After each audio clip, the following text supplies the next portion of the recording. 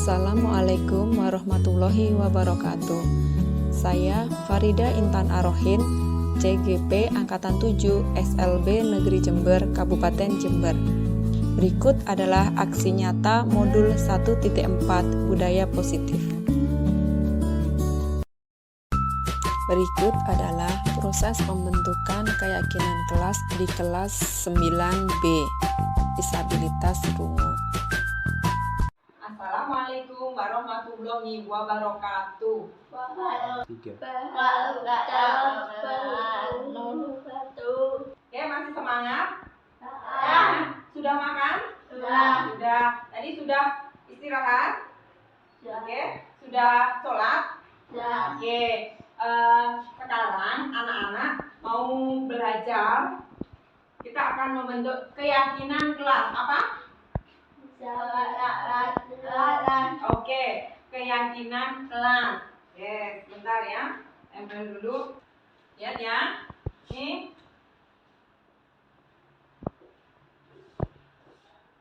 Nah. Apa? Ini apa? Keyakinan kelas. Ini kita akan membuat keyakinan kelas sama-sama. Contohnya keyakinan kelas itu misalnya ini Ibu Intan punya gambar.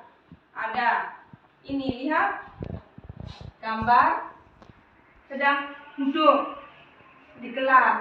Di kelas duduk dengan baik ya. Coba baca Intan.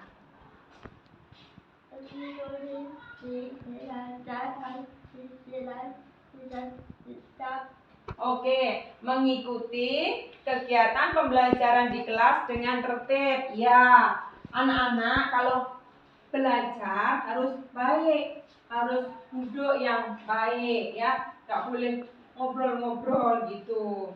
Ngobrol kalau istirahat ya. Sip. Terus lagi, Bu Intan punya gambar ini. Apa? Baca? Oke, menghargai teman. Baik. Anak-anak harus sama teman harus baik. Main bersama ya. Oke, ini menghargai teman. Terus Rido, coba. Apa dong? Menghormati guru ya. Menghormati guru. Anak-anak kalau sama ibu guru, sama bapak guru, ibu guru harus menghormati ya. Kalau bertemu salam gitu, oke? Sip. Terus lagi Bu Intan punya nih. Apa? Dibacakan? Oke, datang ke sekolah tepat waktu. Kalau sekolah tidak boleh terlambat. Datang masuk jam berapa? 7. Oke, masuk jam 7. Anak-anak datang ke sini tidak boleh lebih jam 7. Jam 8? Tidak boleh. Tadi datang jam 7. Oke? Sip. Terus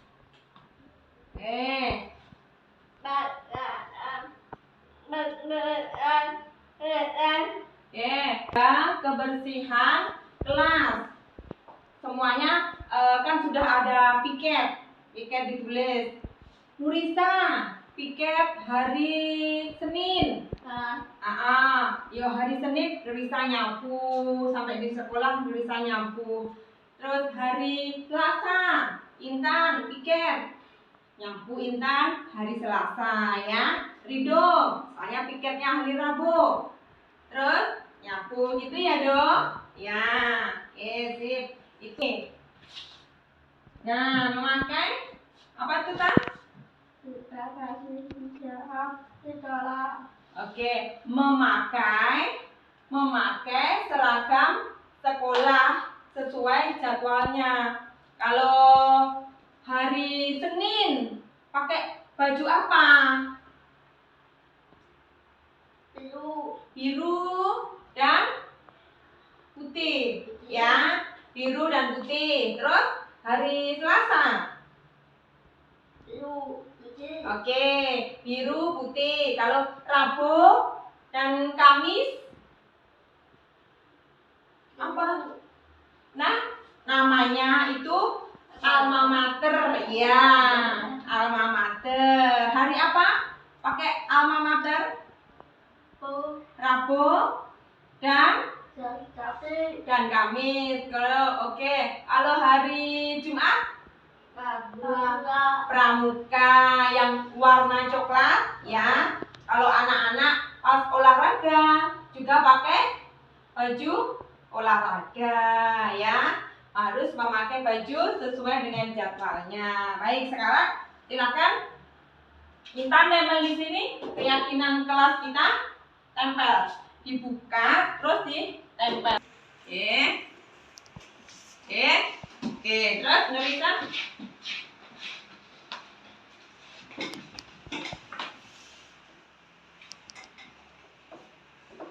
Tunggu. Ya lagi Intan. Ntar ya dok. Sini.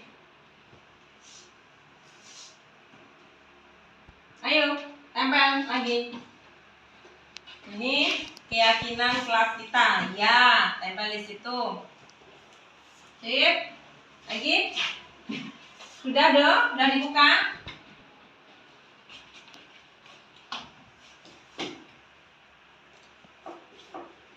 Oke. Ayo, Rido tempel dulu dong sini.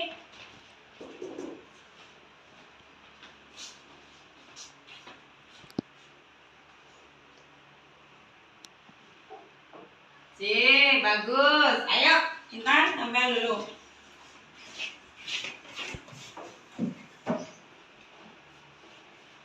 Oke, sekarang kita ulang ya. Apa keyakinan kelas kita? Yang pertama ini apa? Ikuti pembelajaran di kelas dengan tertib. Ya, lagi yang ini menjaga kebersihan kelas, nyapu, membersihkan meja. Oke. Terus yang ini salam ya, datang ke sekolah tepat waktu. Oke. Yang ini sama teman. Iya, menghargai sama teman. Main bersama teman, nggak boleh ngejek ya. Oke, terus menghormati guru. Baik. Terus yang ini memakai memakai baju baju sesuai dengan jadwalnya. Bagus. Mari kita yakini agar pembelajaran kita berjalan dengan baik, aman, nyaman ya. Oke, begitu. Sekian ya tentang keyakinan kelas di kelas kita. Assalamualaikum warahmatullahi wabarakatuh.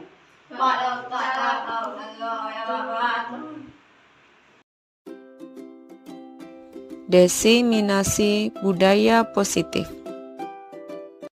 Assalamualaikum warahmatullahi wabarakatuh. Waalaikumsalam warahmatullahi wabarakatuh. Terima kasih atas kehadiran teman-teman guru semua.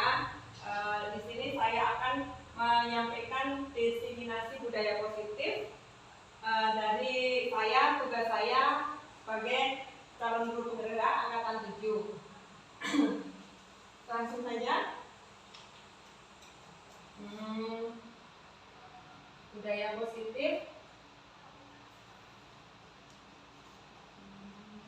Budaya positif tujuannya adalah untuk menciptakan lingkungan yang menyenangkan, aman, nyaman untuk bertumbuh serta dapat menjaga dan melindungi setiap murid dari hal-hal yang kurang bermanfaat atau bahkan mengganggu perkembangan potensi murid. Jadi di sini kita membuat suasana lingkungan di sekolah itu benar-benar kondusif, benar-benar saling bekerja sama antara seluruh warga sekolahan untuk menciptakan suasana yang aman, nyaman untuk perkembangan anak-anak. Ya. Kemudian ini ada percobaan, namanya permainan cobalah buka. Teman-teman kalau bayangkan ini harusnya berpasangan ya, berpasangan. Salah satu teman mengepalkan tangan, terus bayangkan kepalan tangan itu menyimpan sesuatu yang sangat berharga. Kemudian buatlah kepalan itu yang sangat kuat. Kemudian ada teman yang ingin mencoba kepalan tangan itu. Dengan sekuat tenaga, teman itu ingin membuka kepalan tangan itu. Dengan berbagai cara, apa yang terjadi setelah teman-teman mengepalkan tangan itu, menyimpan sesuatu yang barang berharganya itu, apakah tetap menutup atau membuka? Tetap menutup sampai penghujungnya, Wan. Iya. Gimana yang lainnya? Ya mungkin bisa juga membuka itu dengan berbagai cara yang dilakukan. Mungkin kalau digoda memiliki, mungkin teman itu kan lama-lama kayak membuka berarti. Iya, iya. Mungkin beberapa yang bisa mempertahankan, ada yang tidak bisa mempertahankan karena adanya godaan itu ya, berbagai caranya itu Tidak tahan godaan. tidak tahan godaan. Ya. Ini kalau untuk yang menutup itu berarti kendalinya tangan ini terletak pada diri kita sendiri. Kontrol ini terletak pada diri kita sendiri. Apapun godaannya, apapun yang terjadi, tetap menutup. Berarti kan apa ya? Intinya kontrolnya itu pada diri kita sendiri.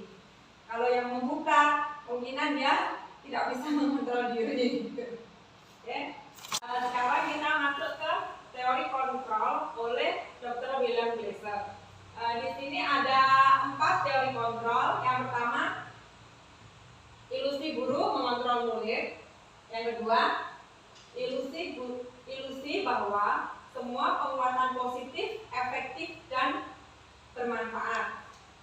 Yang ketiga, ilusi bahwa kritik dan membuat orang merasa bersalah dapat menguatkan karakter. Yang keempat, ilusi bahwa orang dewasa memiliki hak untuk memaksa. Maksud dari ini adalah ilusi yang pertama ya, ilusi mengontrol murid. Di sini kita orang dewasa pada dasarnya memiliki kekuatan untuk dapat memaksa anak-anak itu untuk melakukan apa yang kita inginkan.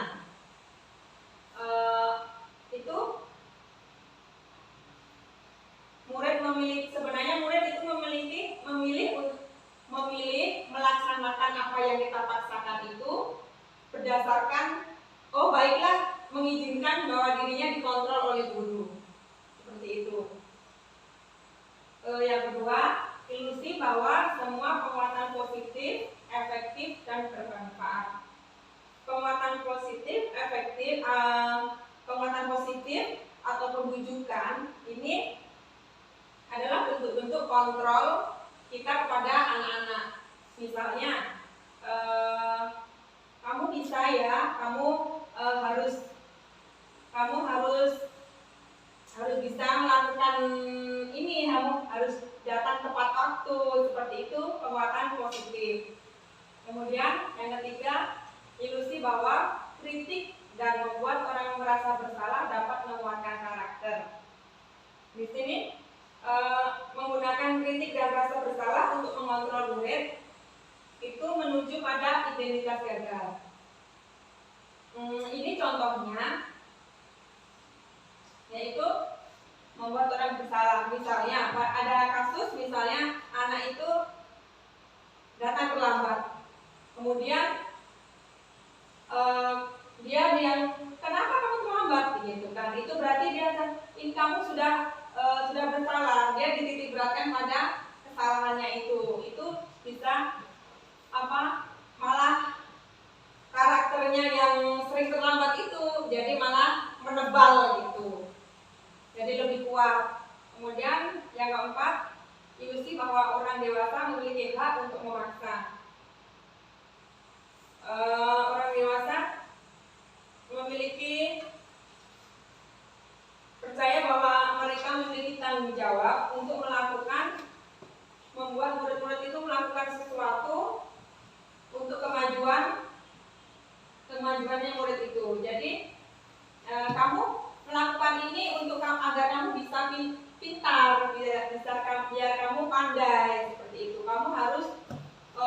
belajar seperti ini. Kamu itu termasuk salah satu contoh ilusi bahwa orang dewasa memiliki hak untuk memaksa, atau enggak seorang guru memaksa kayak kamu harus datang tepat waktu, padahal kita tidak tahu gimana masalahnya di rumah, seperti itu. Selanjutnya, nilai-nilai kebajikan universal. Nilai-nilai kebajikan universal adalah sifat-sifat positif manusia yang merupakan tujuan mulia yang ingin dicapai setiap individu. Nilai-nilai tersebut bersifat universal dan lintas bahasa, suku bangsa, agama maupun latar belakang. Setiap perilaku atau perbuatan memiliki suatu tujuan. Dengan mengaitkan nilai-nilai kebajikan yang diyakini seseorang, maka motivasi intrinsik akan terbangun, sehingga menggerakkan motivasi dari dalam untuk dapat mencapai tujuan mulia yang diinginkan. Nilai-nilai kebajikan yang ingin dicapai oleh setiap anak Indonesia kita kenal dengan profil pelajar Pancasila. Di sini nilai-nilai universal ini nilai-nilai yang kita yakini sebagai tujuan perilaku kita. Contohnya nilai-nilai kebajikan ini misalnya kita saling menghormati, kita kejujuran, seperti itu. Terus kalau sudah nilai-nilai kebajikan ini kita yakini, ini akan menimbulkan motivasi dari dalam diri kita untuk melakukan hal-hal yang baik untuk mencapai tujuan kita. Terus ini contohnya nilai-nilai kebajikan yang kalau untuk murid ya, untuk siswa biasanya kita kenal dengan profil pelajar Pancasila. Mungkin ada yang tahu profil pelajar Pancasila, teman-teman? Yang ada 6 ya, profil pelajar Pancasila ya, salah satunya mandiri. 1. Beriman dan bertakwa kepada Tuhan Yang Maha Esa dan berakhlak mulia. Kemudian mandiri, bernalar kritis, berkebinekaan global, bergotong royong, dan kreatif. Itu salah satu nilai-nilai kebajikan yang ingin dicapai oleh anak-anak Indonesia yang kita kenal dengan profil pelajar Pancasila. Untuk nilai kebajikan lainnya, misalnya percaya diri, kerjasama, saling menghormati, gotong royong, seperti itu. Terus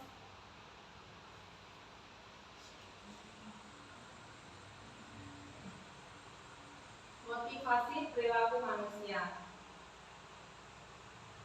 Setiap perilaku manusia itu ada motivasinya, ada kenapa saya melakukan perilaku seperti ini, itu. Yang pertama, motivasi perilaku manusia itu untuk menghindari ketidaknyamanan atau hukuman. Di sini biasanya akan dia melakukan itu. Saya misalnya melakukan kebaikan, saya datang ke sampai sekolah, mengerjakan piket, biar tidak mendapat hukuman dari guru, seperti itu. Motivasi yang untuk menghindari ketidaknyamanan atau hukuman ini bersifat eksternal, untuk menghindari hukuman. Terus yang kedua, motivasi untuk mendapatkan imbalan atau penghargaan dari orang lain. Motivasi untuk mendapat imbalan ini biasanya modelnya pengakuan, pujian, mendapat pujian. Oh, kamu pintar melakukan ini, melakukan perilaku ini, seperti itu. Sifatnya juga motivasi yang kedua ini bersifat eksternal. Nah, untuk yang ketiga, untuk menjadi orang yang mereka inginkan dan menghargai diri sendiri dengan nilai-nilai yang mereka percaya. Untuk yang ketiga ini motivasi yang bersifat dari dalam diri anak itu sendiri, dari dalam diri sendiri munculnya. Misalnya, saya meyakini nilai-nilai, saya menghormati guru. Jadi, setiap bertemu dengan guru, bisa mengucapkan salam, senyum, seperti itu. Misalnya lagi, dia meyakini bahwa di kedisiplinan, jadi dia harus disiplin, dia datang ke sekolah tepat waktu, mengumpulkan tugas juga tepat waktu, seperti itu. Terus, nah ini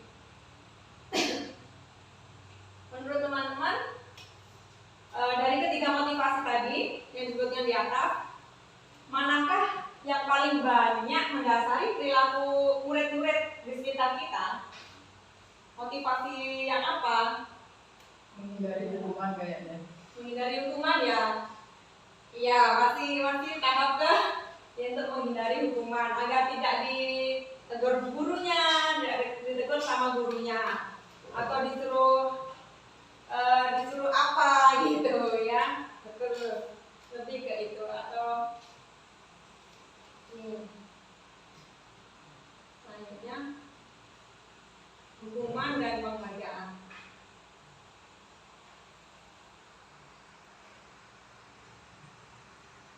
Menurut Alfipon mengemukakan bahwa penghargaan maupun hukuman adalah cara mengontrol perilaku seseorang yang menghancurkan potensi untuk pembelajaran yang sesungguhnya. Jadi penghargaan ataupun hukuman ini sebenarnya cara mengontrol yang malah membuat anak-anak itu hancur, potensinya itu malah hancur untuk pembelajaran gitu.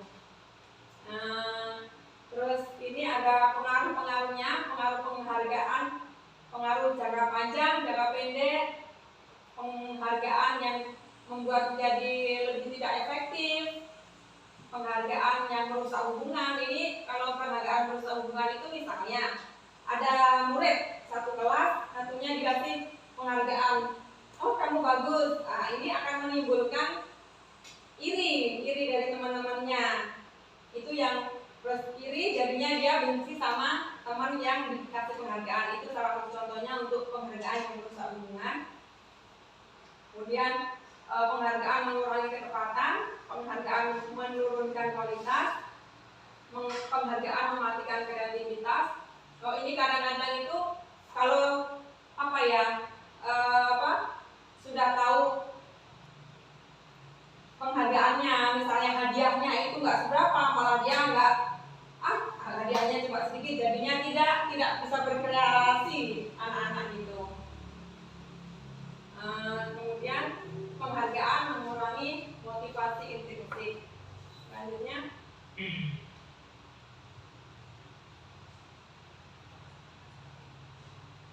sini ada perbedaan hukuman dan konsekuensi. Hampir mirip ya, hukuman sama konsekuensi itu. Kalau hukuman bersifat tidak terencana. Jadi setiap anak-anak melakukan kesalahan, kita langsung kenapa kamu terlambat? Keliling lapangan 5 kali, seperti itu. Yang tidak terencana, anak-anak tidak tahu itu akan mendapat hukuman seperti itu. Kalau untuk konsekuensi itu sudah disepakati bersama. Kemudian hukuman, anak-anak tidak tahu apa yang akan terjadi. Kemudian hukuman itu bersifat satu arah, hanya dari gurunya saja. Anak-anak tidak tahu, tidak bisa mengelak lagi kalau atas hukuman itu. Terus hukuman berupa fisik maupun psikis. Berupa fisik misalnya kita disuruh lari lapangan, push up. Kalau berupa psikis itu ya kayak model diomeli seperti itu anak-anaknya. Terus untuk konsekuensi, kalau konsekuensi itu sudah terencana atau sudah disepakati oleh guru dan murid. Murid dibuat tidak nyaman dalam jangka pendek. Tetap ya, hukuman ini juga membuat murid tidak nyaman, konsekuensi juga bikin anak murid itu tidak nyaman juga. Konsekuensi biasanya diberikan berdasarkan suatu data yang umumnya dapat diukur. Misalnya kamu terlambat 3 kali akan mendapat surat peringatan, atau tidak mengerjakan PR selama 3 kali kamu harus keliling lapangan atau membersihkan kamar mandi, seperti itu. Tapi ini sudah dijadikan guru dan antara guru dan murid itu sepakat untuk konsekuensi ya. Guru sama murid itu sudah sepakat nanti hukumannya seperti ini, nanti konsekuensinya seperti ini gitu. Terus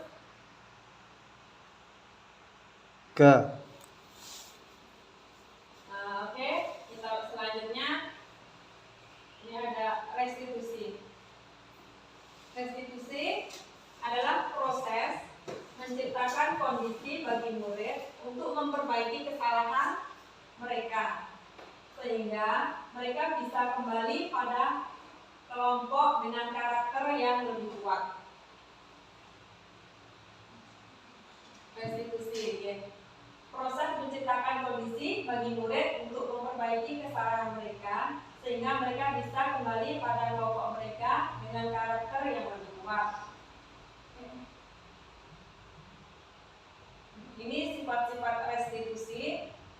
Yang pertama, restitusi bukan untuk menebus kesalahan, namun untuk belajar dari kesalahan. Yang kedua, restitusi memperbaiki hubungan. Yang ketiga, restitusi adalah tawaran, bukan paksaan. Restitusi mencari kebutuhan dasar yang mendasari tindakan. Yang kelima, restitusi diri adalah cara yang paling baik. Yang keenam, restitusi fokus pada karakter bukan tindakan. Yang ketujuh, restitusi menguatkan. Yang kedelapan, restitusi fokus pada solusi. Yang kesembilan, restitusi mengembalikan murid yang bersalah pada kelompoknya. Jadi restitusi itu kayak model apa ya? Anak-anak melakukan kesalahan, terus kita memberikan biar anak-anak itu tidak merasa bersalah, tapi dia bisa memperbaiki kesalahannya itu. Kita fokusnya itu untuk tindakannya, bukan fokusnya kamu itu terlambat, gara-gara terlambat kamu harus melakukan ini. Fokusnya bukan kesalahannya, kita fokusnya untuk memperbaiki kesalahannya itu. Seperti kita cari kenapa dia terlambat, terus solusinya kita dirombokan bersama-sama anaknya gitu. Kita mencari solusi bersama sama anaknya itu untuk agar tidak mengulangi kesalahan lagi.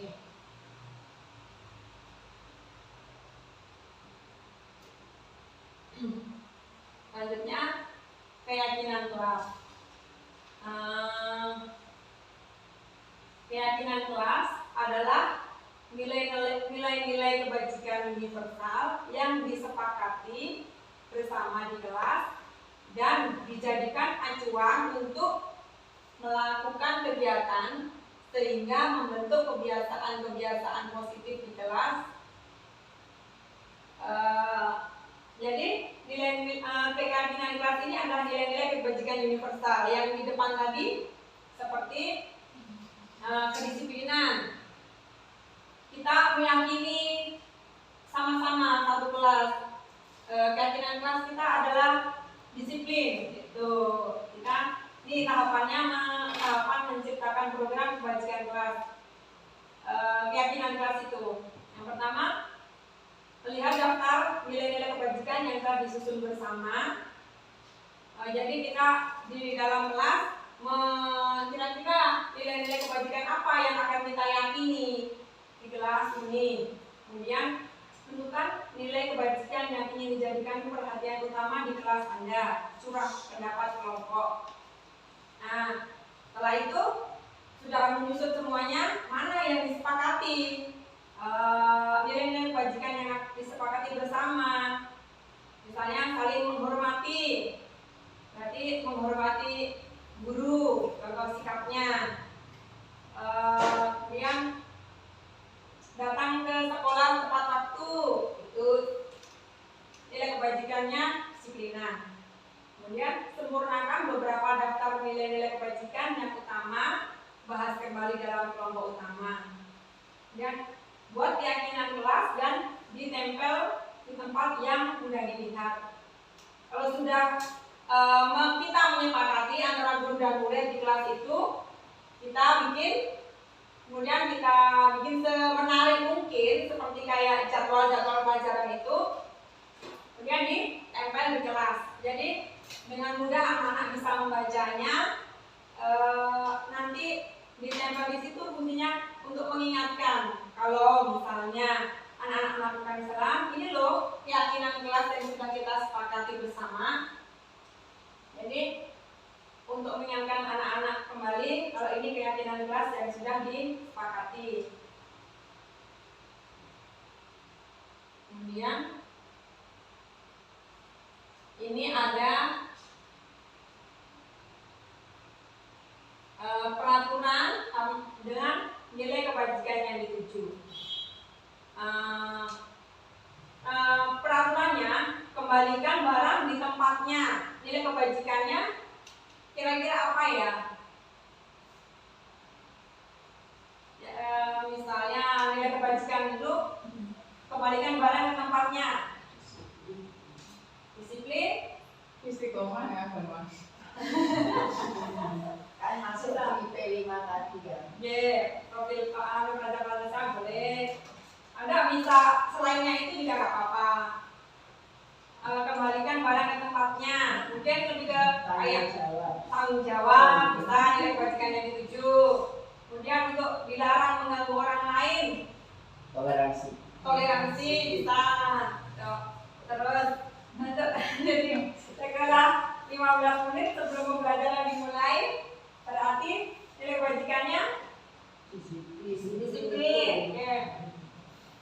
Kemudian dilarang melakukan kekerasan.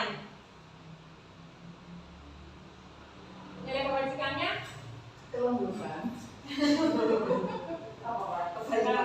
kekerasan. Mungkin menghargai orang lain ya, lebih ke menghargai orang lain. Dilarang menggunakan narkoba. Dilarang menggunakan narkoba lebih ke diri sendiri, menghargai diri sendiri. Terus bergantian atau menunggu giliran, antri, ini berarti tertib, disiplin. Kemudian dilarang merokok. Nilai kebajikannya bisa kesehatan. menghargai orang lain, menghargai diri sendiri dan orang lain. Karena orang lain kan bisa kena asapnya, begitu. Gunakan masker, tertib. Terus berjalan di kelas dan koridor. Ini lebih ke jaga. Kalau lari-lari itu kan bisa mengganggu orang lain juga ya, berarti lebih ke menghargai orang lain. Sopan santun. Nah, kemudian kebutuhan, masuk ke kebutuhan dasar manusia. Kebutuhan dasar manusia itu ada 5. Di sini bertahan hidup, kemudian kasih sayang dan rasa diterima. Terus penguasaan, kesenangan, kebebasan. Kalau bertahan hidup itu contohnya apa ya? Saya ini dulu. Kalau bertahan hidup ya, misalnya anak itu ada siswa mengambil bekal milik temannya karena dia merasa lapar. Nah, itu kan karena dia ingin bertahan hidup, ingin apa ya, salah satu kebutuhan dasar manusia untuk bertahan hidup. Kemudian kalau kasih sayang dan rasa diterima. Kasih sayang dan rasa diterima ini, misalnya anak itu menjahili temannya, dan otomatis kan teman yang dijahili itu kayak modelnya kalau anak-anak itu ya dikejar-kejaran, terus bisa main bersama gitu jadinya. Itu salah satu contoh kebutuhan dasar manusia untuk mendapatkan kasih sayang dan rasa diterima. Kemudian untuk penguasaan, ini modelnya kayak ketua geng gitu. Dia ingin mendapat pengakuan bahwa saya ini loh hebat, seperti itu. Itu kebutuhan dasar manusia untuk penguasaannya.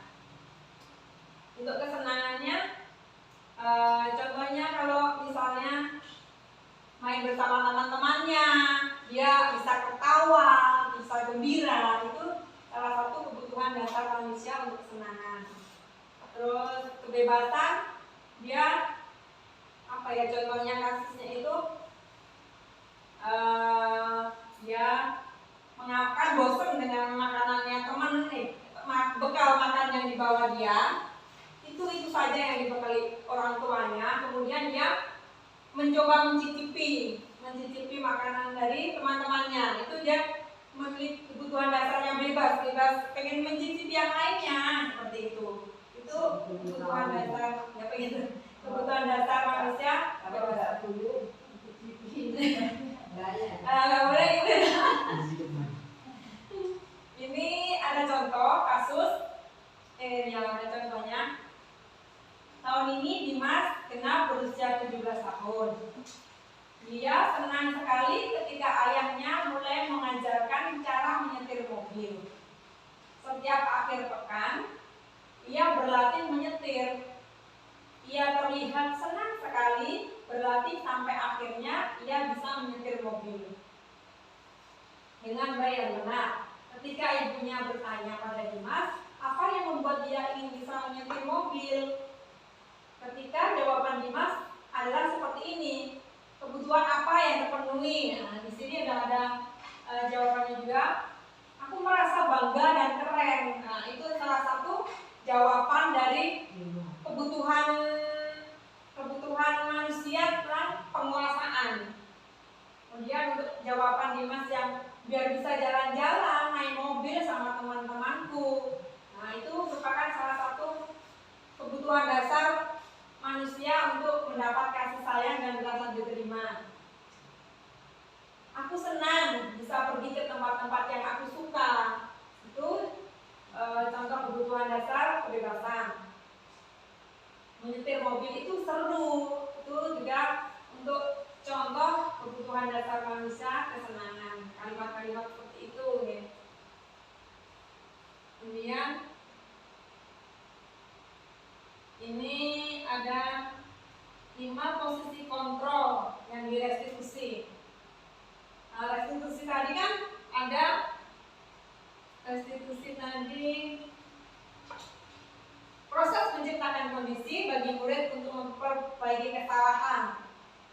Prosesnya gitu ya. Ini ada 5 posisi kontrol. Nah, yang pertama ada penghukum, yang kedua ada pembuat rasa bersalah, yang ketiga teman, yang keempat pemantau, yang kelima manajer. Kalau penghukum ini, nah ini penghukum. Kalau penghukum ini modelnya perbuatan gurunya itu keras, kayak apa ya, menunjuk-nunjuk, marah-marah seperti itu. Itu posisi guru sebagai penghukum. Menunjuk-nunjuk, menyindir seperti itu. Kemudian contoh perkataannya, kalau kamu tidak melakukannya, awas ya, rasakan seperti itu. Kan itu apa ya, kasar itu. Terus untuk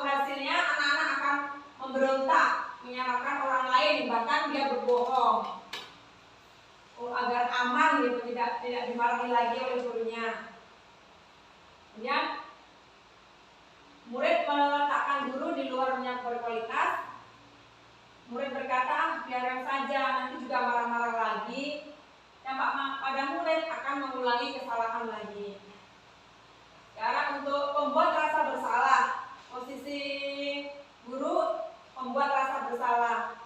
Guru ini juga ngomong sama muridnya itu, tapi dengan nada yang gimana ya, agak nada lembut, tapi kamu nggak kasihan sama ibu sudah seperti ini gitu, atau enggak itu contohnya ibu kecewa gitu kan, membuat murid itu bersalah seperti itu. Dan kalau sebagai teman, guru sebagai teman itu membuat alasan-alasan untuk muridnya. Jadinya contohnya, ayolah lakukan demi ibu, masa kamu tidak mau? Ingat tidak ibu pernah membantu, seperti itu. Ini jadinya ketika ada masalah, guru itu berasa jadi temannya. Kemudian pemantau itu guru berbuat menghitung dan mengukur. Perkataan gurunya itu apa peraturannya, seperti itu. Terus di posisi manager yaitu mengajukan pertanyaan-pertanyaan. Kemudian pertanyaan-pertanyaan itu seperti apa yang kita yakini, kemudian apa yang bisa kau kerjakan untuk memperbaiki masalah ini. Itu. Ini ada 5 posisi kontrol. Pertama sebagai pengukur, yang kedua sebagai membuat orang merasa bersalah, yang ketiga sebagai teman, yang keempat sebagai pemantau, yang kelima sebagai manajer. Sekarang saya coba putarkan video yang menggambarkan itu. Sebentar.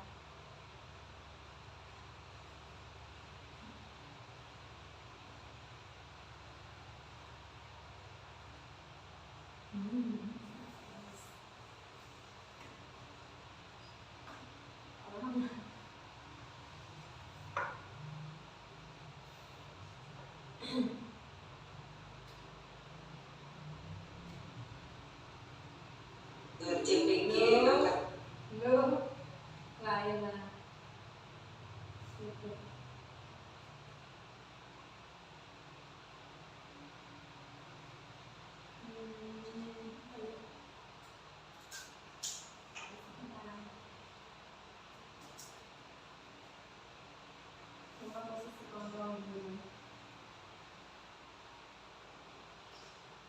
Ini salah satu materi dalam menghadapi masalah tersebut.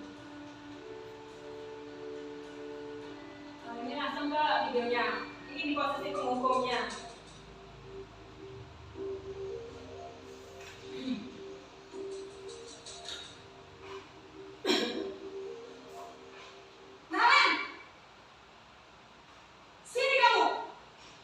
Nah dia apa ya, suaranya keras gitu, menghardik. Selalu terlambat. Keras suaranya. Kamu deh, pasti terlambat. Maaf Bu, saya Apa? Apa coba? Alasan kamu apa lagi? Kapan sih kamu tidak terlambat? Malas sekali ya kamu jadi anak. saya Dasar pemalas. Gak kapok-kapok sih kamu. Sudah berapa kali terlambat? Sana, kamu keliling lapangan basket 2 kali. kenapa Hukumannya itu modelnya kayak basket, Bu? mendadak apa ya? Kenapa?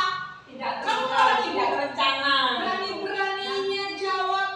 Tidak ada Sudah hubungannya terlambat, dengan masih berani jawabnya. kesalahannya. Sekarang, keliling lapangan basket 5 kali sekalian. Biar kapok. Cepat. Pergi sana ke lapangan basket.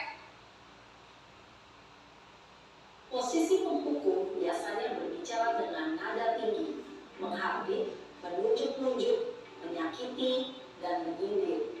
Hukuman bisa berupa fisik maupun psikis. Ibu dan Bapak Guru hebat. Dampak yang terjadi pada murid ketika guru berada pada posisi penghukum adalah murid cenderung akan memberontak, bahkan mengumpat dendam. Nah, posisi membuat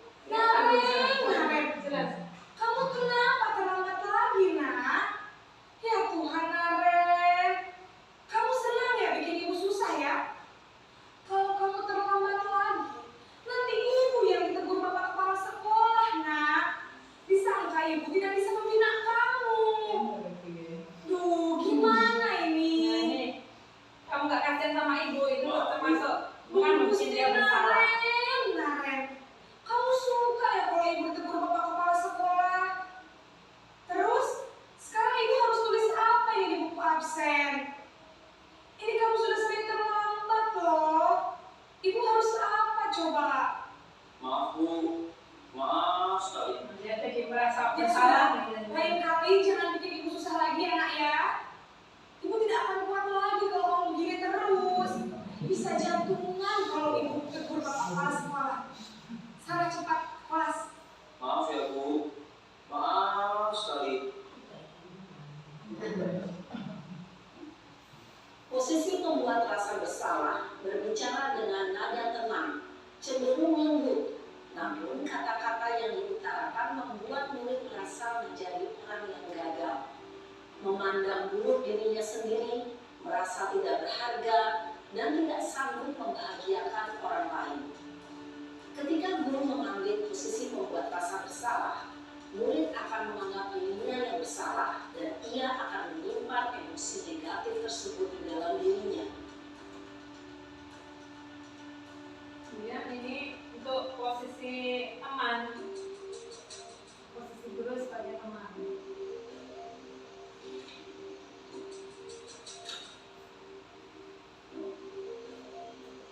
Naren,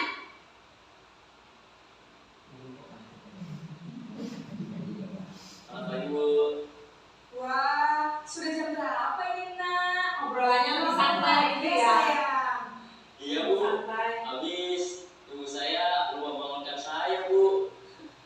Kamu malah menyalahkan ibu Seperti kamu. temannya sendiri. Kamu bukannya anak yang larinya paling kencang. Kok terlambat sih?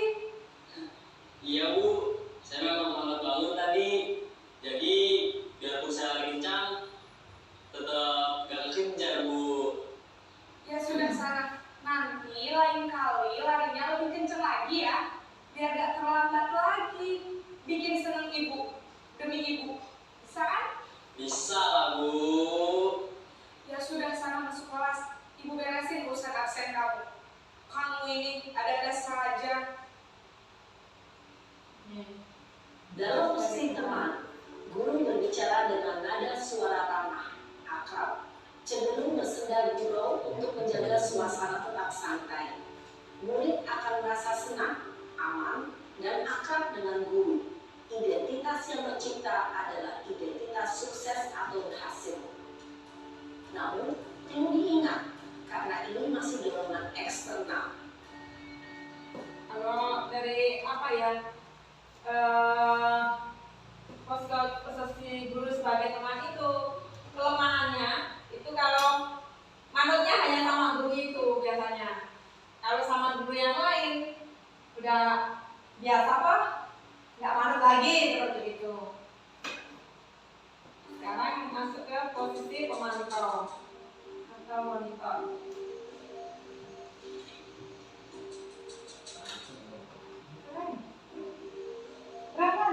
Naren! Selamat pagi Bu. Naren, apa peraturan sekolah kita tentang jam berapa kita harus masuk sekolah kan?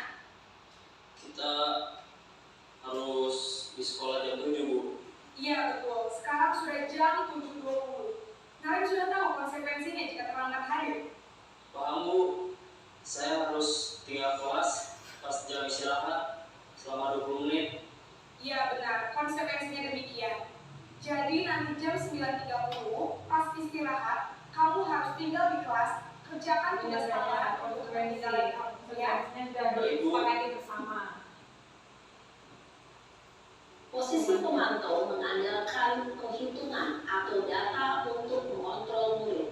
Guru mengarahkan murid berdasarkan peraturan dan konsekuensi.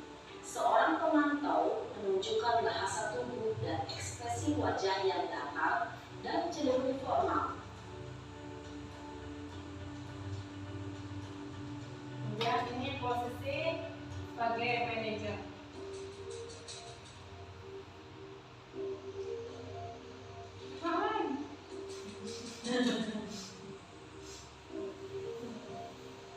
Naren! Selamat pagi Bu. Selamat pagi Naren.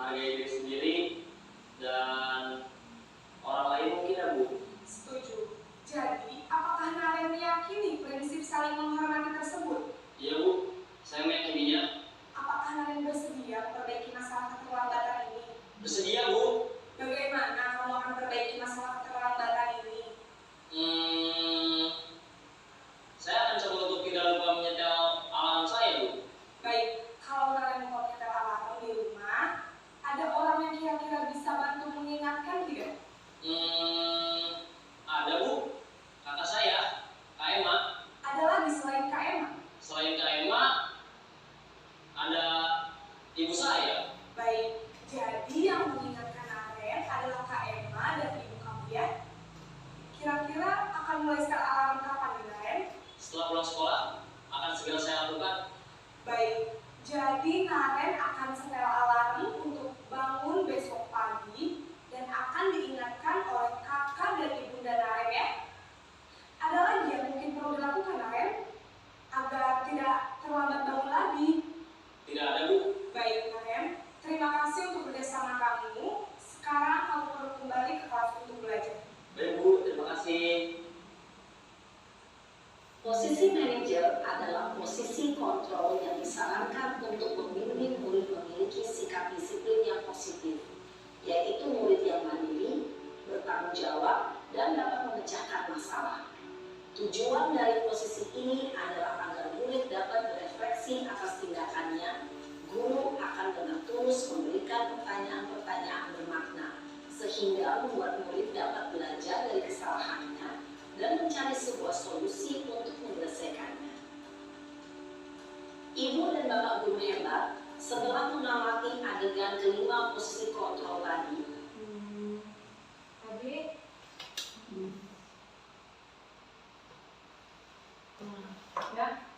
Itu tadi contoh-contoh untuk dimana posisi kontrol sebagai penghukum, posisi sebagai pembuat orang merasa bersalah, posisi sebagai teman, posisi sebagai pemantau, dan posisi sebagai manajer. Kira-kira kalau di sini gimana ya? Banyakan sebagai apa gitu? Silakan diadu sendiri. Lebih baiknya kalau gitu, lebih baiknya itu yang mana? Kita bersikap sebagai guru itu yang mana? Kelima. Lebih baiknya manajer, tapi prakteknya hukuman. Ya, ya, lebih apa ya? Untuk menciptakan budaya yang positif itu tadi, cita-citanya itu menuju ke posisi kita sebagai manajer.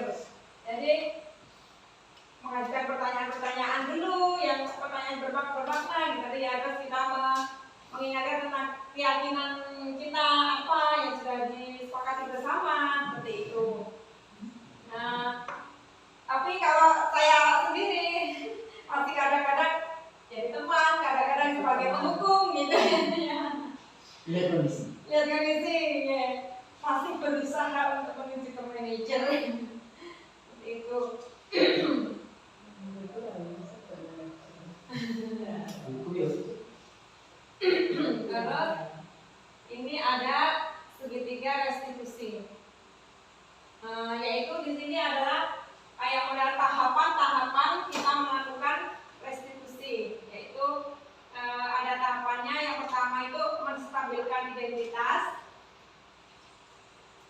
Tahapannya itu ada menstabilkan identitas. Kemudian validasi kebutuhan, menanyakan keyakinan. Untuk menstabilkan identitas, di sini ada ini, tahapan restitusi. Yang pertama, menstabilkan identitas. Caranya berbuat salah itu tidak apa-apa. Kemudian kalimatnya itu biasanya tidak ada manusia yang sempurna. Saya juga pernah melakukan kesalahan itu. Kita bisa menyelesaikan masalah ini. Ya, Bapak Ibu guru tidak tertarik mencari siapa yang salah, tapi ingin mencari solusi dari masalah ini. Ya, kamu berhak merasa gitu. Namun, apakah kamu sedang menjadi teman yang baik untuk dirimu sendiri? Itu kalimat di mana melakukan menstabilkan identitas. Kemudian untuk tahapan restitusi selanjutnya itu validasi tindakan yang salah.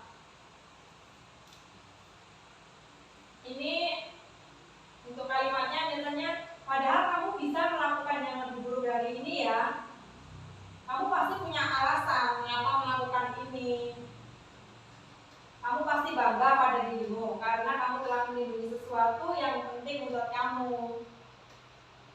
Kamu boleh mempertahankan sikap itu, tapi kamu harus menambahkan sikap yang baru. Itu validasi tindakan yang salah. Ada lagi tahapan restitusi selanjutnya yaitu menanyakan keyakinan kelas, menanyakan keyakinan. Jadi di sekolah itu kan sudah punya keyakinan kelas tadi, menanyakan keyakinan itu. Apa yang kita percaya sebagai kelas atau keluarga, nilai-nilai umum yang telah kita sepakati, kemudian apa bayangan kita tentang kelas dan ideal, kamu mau jadi orang yang seperti apa gitu. Misalnya kita ini ya keyakinan kelas yang tadi, sudah di kamus. Kemudian kita lihat video lagi tentang pelaksanaan tahapan restitusi ya, semoga ada.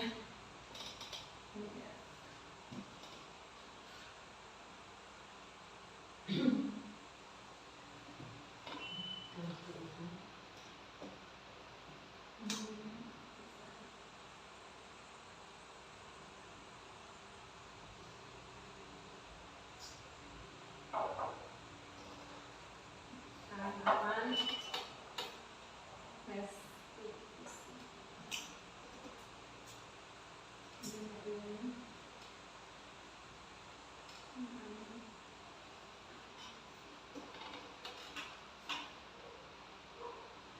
ini ada prakteknya.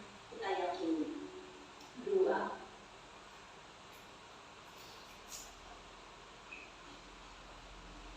Ini video sedang Penerapan tahapan ketika restitusi.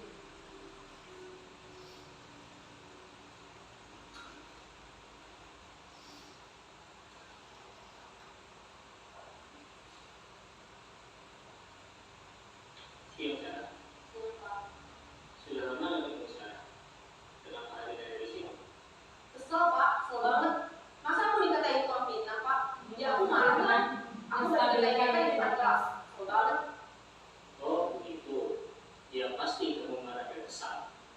Bapak juga akan marah apabila ada yang menuduh Bapak seperti itu. Kemudian pada saat itu kamu melakukan apa? Ya saya langsung ngatain mereka lah Pak. Kesel banget sih. Saya Tahapan ditawarin validasi validasi tindakan yang salah. Oh begitu. Pasti kamu melakukan seperti itu karena suatu alasan tertentu kan? Iyalah, masa saya diam saja Pak? Ya saya bela diri lah. Masa saya dituduh tukang fitnah? Ya wajar lah. Mempertahankan harga diri itu sesuatu yang penting buat kamu. Untung kamu tidak bertindak lebih gegabah lagi. Hanya membentak-bentak. Iya Pak. Untung saya masih bersabar dan hanya membentak saja. Sudah gemes padahal, saya pasti bela diri lah. Ya pasti ya. Tapi kamu memilih untuk tetap bertahan dan bersabar. Kamu memilih untuk tidak berbuat lebih parah lagi. Bukan? Iya. Nah, sekarang coba kita lihat lagi. Tindakan kamu yang bentak-bentak Eka di kelas. Tindakan kamu itu kira-kira Menanyakan sesuai keyakinan dengan kelas. keyakinan kelas atau prinsip kamu tidak? Enggak lah Pak. Capek Pak jadi pengarah. Jadi keyakinan atau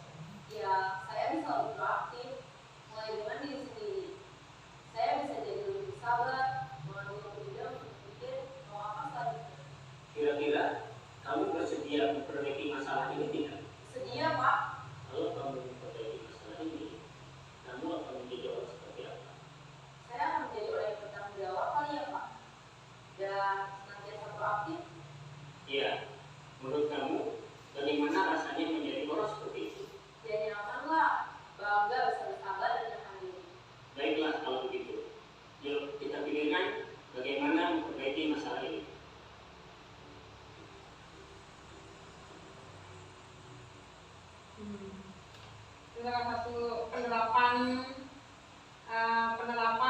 tahapan restitusi tadi. Rasanya terlihat adem gitu. Apa bisa diterapkan gitu. Semoga bisa menerapkan di sekolah. Ini perbedaan antara hukuman, konsekuensi atau sanksi, dan restitusi. Kalau hukuman itu sesuatu yang menyakitkan, harus terjadi, sesuatu harus terjadi juga. Restitusi merupakan pilihan. Hukuman tidak nyaman untuk murid dalam jangka waktu yang panjang. Kalau konsekuensi itu tidak nyaman juga untuk murid, tapi dalam waktu jangkanya pendek. Restitusi lebih menguatkan murid dalam waktu yang panjang. Kemudian ya kalau hukuman, korban itu yang mendapat keadilan. Kemudian untuk konsekuensi, korban bisa diabaikan. Restitusi, korban mendapat gantinya. Kemudian hukuman, kita itu perilaku pasif agresif akan meningkat. Kemudian konsekuensi, penguatan hanya bertahan dalam jangka waktu pendek. Restitusi lebih ke masalahnya bisa terpecahkan. Kemudian untuk hukuman, sistem tidak akan berjalan bila murid tidak takut. Ya tetap aja dia melakukan kesalahan, nanti kan hukumannya paling lari. Kalau saya lari kuat, lari 5 kali di lapangan aja kuat gitu. Jadi tetap aja mengulangi kesalahannya. Dan untuk konsekuensi memerlukan monitoring dan supervisi terus-menerus. Jadi benar-benar gurunya harus memantau sudah berapa kali dia melakukan kesalahan, gitu, seperti itu, memantau. Terus kalau untuk restitusi, murid belajar bertanggung jawab untuk perilakunya. Kemudian untuk hukuman berlaku hanya pada sebuah institusi, tidak berlanjut pada kehidupan nyata. Misalnya di sekolah aja kalau hukuman itu, kalau di rumah kemungkinan dia bisa mengulangi lagi. Konsekuensi membantu penerapan mengikuti peraturan dalam masyarakat. Restitusi fokus pada pemecahan masalah dalam jangka waktu yang panjang. Untuk hukuman, peraturannya adalah kamu harus seperti ini. Terus untuk konsekuensi, apa peraturannya? Diingatkan lagi peraturan yang sudah disepakati bersama. Konsekuensi yang sudah disepakati antara murid sama guru jika melakukan kesalahan itu. Restitusi, apa yang kamu yakini? Guru mengingatkan lagi keyakinan itu, nilai-nilai kebajikannya. Terus apa yang bisa kamu lakukan untuk memperbaiki masalah ini? Kemudian untuk hukum murid atau anak membenci peraturan. Jadinya itu apa ya? Jadi peraturannya berarti males gitu jadinya. Kalau untuk konsekuensi murid atau anak menghormati peraturan, murid untuk restitusi, murid atau anak menghormati dirinya dan orang lain. Jadi di sini budaya positif hubungannya dari atas sampai bawah tadi menunjuknya ke terciptanya budaya positif dengan adanya kelihatan ya yang di pink itu peraturan kelas, kemudian peraturan telah dibuat, kemudian kita tarik kesimpulan tentang keyakinan kelas yang harus kita sepakati bersama. Sudah ada keyakinan kelas, kemudian buat lingkungan yang bisa menciptakan lingkungan yang positif. Kemudian lingkungan sekolah yang positif akan menciptakan budaya positif yang dapat menciptakan karakter kebiasaan-kebiasaan baik. Kemudian karakter-karakter yang baik akan tercipta juga, terwujudkan. Dan ini perwujudan dari nilai-nilai atau keyakinan universal yang disepakati dan diterapkan di sekolah yang melibatkan semua elemen sekolah. Itulah perwujudan dari budaya positif. Budaya positif terbentuk dari kebiasaan-kebiasaan positif dalam mewujudkan kemudian disiplin positif yang bertumbuh dari sebuah keyakinan kelas. Ini budaya positif itu bisa terbentuk dari kebiasaan-kebiasaan positif dalam mewujudkan disiplin positif yang bertumbuh dari keyakinan kelas. Jadi awalnya untuk menciptakan budaya positif itu adalah peraturan, kemudian keyakinan kelas, kemudian terciptalah lingkungan yang positif. Dengan lingkungan yang positif terwujudlah budaya positif di sekolah itu. Kemudian, oke, terima kasih. Begitu dari saya. Sudah? Pas ya. Oke.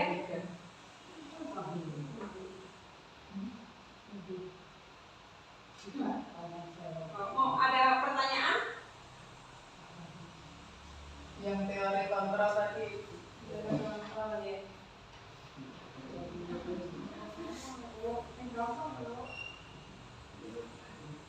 Empat teori kontrol. Dari dokter William. Atas.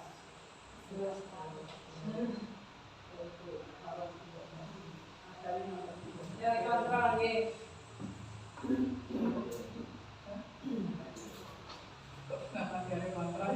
Apa?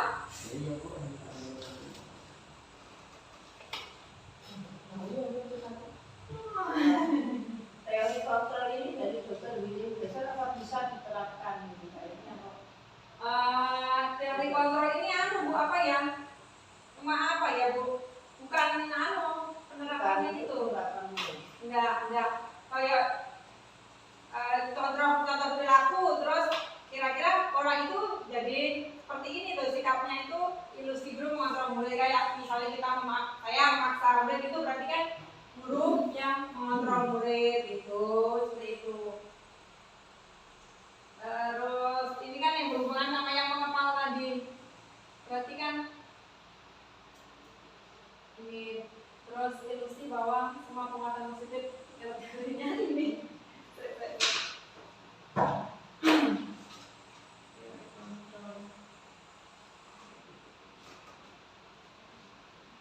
Bicara teorinya ya.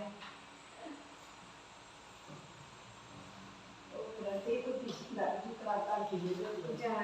Saya tadi kan ada contohnya yang nomor 3 itu ilusi bahwa kritik dan membuat orang merasa bersalah dapat menguatkan karakter. Contoh dengan tadi terlambat. Ya. Kenapa kamu bisa terlambat? Bisa seperti itu. Ya, tadi kan seperti itu ya. Iya. Dan yang ini anunya. Berarti dia makin berkarakter untuk terus terlambat gitu. Iya. Ya, mengeluarkan kesalahannya itu tadi, yang tambah menebalkan karakter yang salahnya itu tadi gitu. Kalau kita apa ya salah Nanti terus lambat itu hari ini lambat. Iya, mulai namanya itu. Kalau keyakinan kelas itu apa setiap kelas itu membuat sendiri antara guru dan siswa apa misalnya saya guru SMA ya kelas 12 apa suku kelas saya yang membuat keyakinan kelas antara saya dengan murid apakah sama dengan kelas 1, kelas 2, kelas 3 disamakan gitu.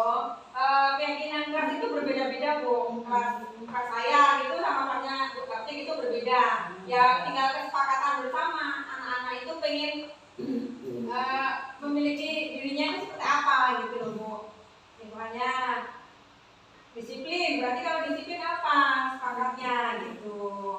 Salah satu contohnya, misalnya datangnya tepat waktu, kayak gitu. Berarti nanti kalau dia terlambat, ini loh keyakinan kelasmu. Kan dia jadinya, oh iya, dia jadi kayak introspeksi diri. Ini loh yang sudah saya yakini. Jadi harus konsekuensi ya. Iya. Saya kira tiap kelas misalnya sama kelas 1, 2, 3 ayo kita membuat kesepakatan sama. Iya. Berarti tergantung kelasnya. Tergantung kelasnya. Terus kemudian kan kita punya keyakinan kelas. Habis itu keyakinan sekolah kayak modelnya visi misi.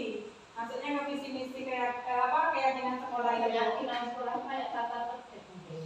Ya kalau ya istilahnya kayak yang jelas gitu Bu. Untuk satu sekolahan untuk visi misinya itu kan misalnya pendidikan kita kan terciptanya anak-anak yang apa ya terampil kreatif seperti itu kira-kira yang untuk berlaku di seluruh satu sekolahan gitu. Kan berawalnya dari keyakinan kelas itu. Seperti itu Bu. Iya. Gimana? Cukup ya? Ya, terima kasih. Terima kasih.